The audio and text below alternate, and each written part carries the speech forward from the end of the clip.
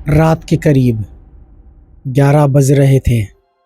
पायल नाम की लड़की अपने घर जा रही थी, लेकिन जो उसके साथ हुआ वो आपको सुनकर बहुत ज़्यादा अंदर तक डर लगेगा।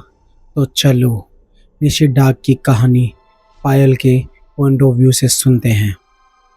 मेरा नाम पायल है और मैं एक प्राइवेट कंपनी में जॉब करती हूँ।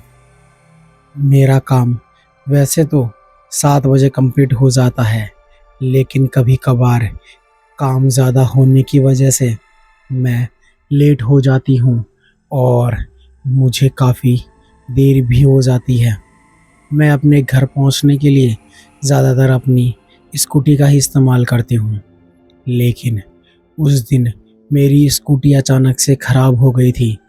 मैं ऑफिस के बाहर खड़ी थी और किसी के आने का इंतज़ार कर रही थी कि कहीं ना कहीं मुझे कोई ऑटो या फिर कैब वगैरह मिल जाए, लेकिन मुझे कुछ भी नहीं मिल रहा था। रात के करीब 11 बज रहे थे। तभी अचानक से एक ऑटो आता हुआ मुझे दिखाई दिया। मैंने वो ऑटो रुकवाया और मैं उसमें बैठ गई।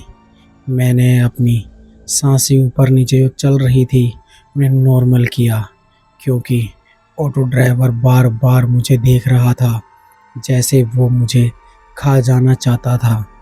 लेकिन मैंने अपने दिल को समझाया कि ऐसा कुछ भी नहीं है, सब कुछ नॉर्मल ही है। लेकिन अचानक से कुछ दूर जाने के बाद वो ऑटो खराब हो गया। मैंने ड्राइवर से पूछा कि आखिरकार ऑटो बंद कैसे हो गया। तभी ड्राइवर ने कहा, मैम साहब, शायद लगता है कि मेरा ऑटो ख़राब हो गया है। आप 2 मिनट बैठो, मैं एक बार चेक करके आता हूँ। 10 मिनट हो गई थी, लेकिन ऑटो वाले की कोई भी रिपोर्ट नहीं थी। मैंने उतर के देखा तो वहाँ ऑटो वाला था ही नहीं। यह चीज़ देखकर मैं काफ़ी ज़्यादा घबरा गई और मैं इधर उधर देखने लगी, लेकिन वहाँ ऑटो वाला मुझे दूर दूर तक दिखाई दे ही नहीं रहा था। मैंने सोचा शायद ऑटो वाला वॉशरूम करने चला गया होगा, लेकिन फिर मुझे काफ़ी टाइम वहाँ हो गया था, तो मुझे लगा कि मुझे यहाँ से अब पैदल ही अपने घर की तरफ निकल जाना चाहिए। मैं अब धीरे धीरे अपने घर की तरफ जा ही रही थी। जहाँ मेरा ऑटो ख़राब हुआ था वहाँ से मेरा घर सिर्फ 2 किलोमीटर दूर ही था। मैं अब उसी रास्ते पर चली जा रही थी और मुझे काफ़ी ज़्यादा डर भी लग रहा था। मैं इधर उधर देख रही थी, कहीं कोई ना कोई आ न जाए, कहीं ना कहीं कोई आ न जाए, और मैं चली जा रही थी। तभी अचानक से पीछे से मुझे एक आवाज़ सुनाई दी। ये आवाज़ मेरे पापा की थी। बेटा पायल, इतनी रात को यहाँ क्या कर रही हो? तुम्हें घर नहीं जाना क्या? यह आवाज़ सुनकर मैं झट से पीछे मुड़ी तो मैंने देखा कि वहाँ मेरे पिताजी तो है ही नहीं, बल्कि वहाँ एक औरत खड़ी हुई है जिसने लंबा सा घूंघट करा हुआ है। यह देखकर मैं काफ़ी ज़्यादा घबरा गई। मैं समझ गई थी ये कोई और नहीं बल्कि निशी डाक है।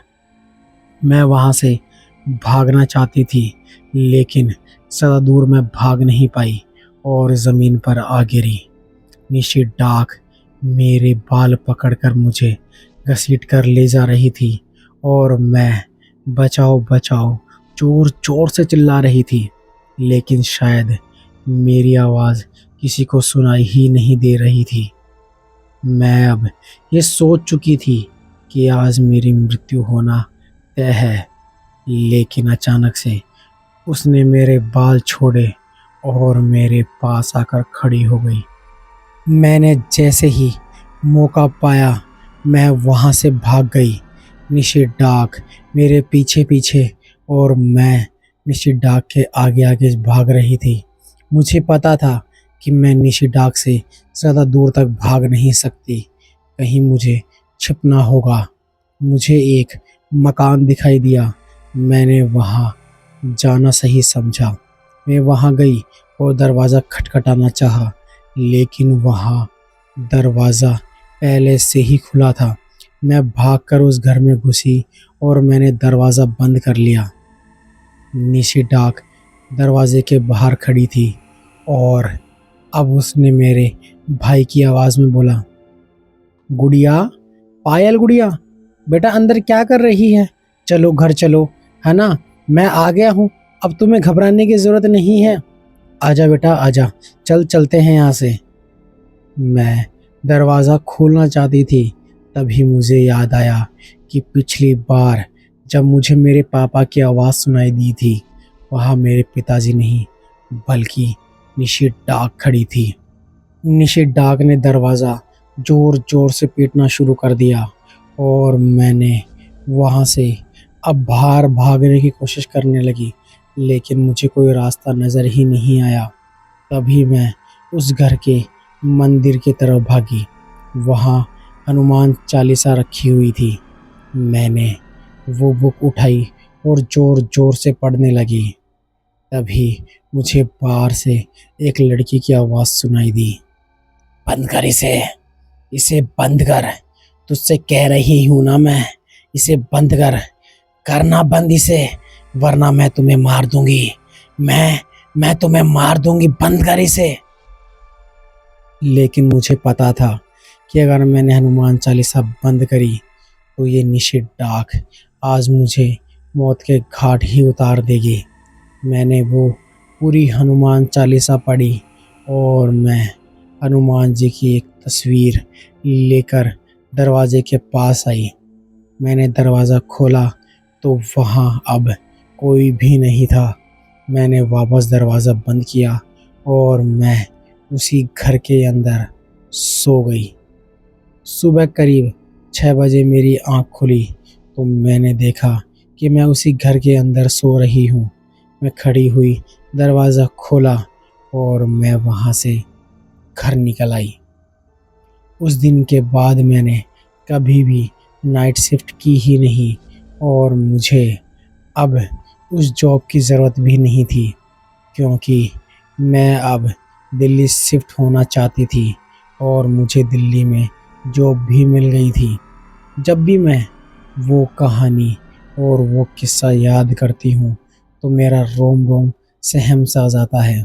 लोगों को ये बस एक कहानी लगती है, लेकिन उस दिन मैं कैसे बची ये सिर्फ मैं ही जानती हूँ और कोई भी नहीं जानता। आपको ये कहानी कैसी लगी? अगर कहानी अच्छी लगी तो प्लीज़ मेरे चैनल को सब्सक्राइब करें, साथ में बेल आइकन भी दबा दें। हम यहाँ से आपके लिए ऐसी अर्बन लेजेंड की कहानियाँ और बहुत सारी डरावनी कहानियाँ लाते रहते हैं।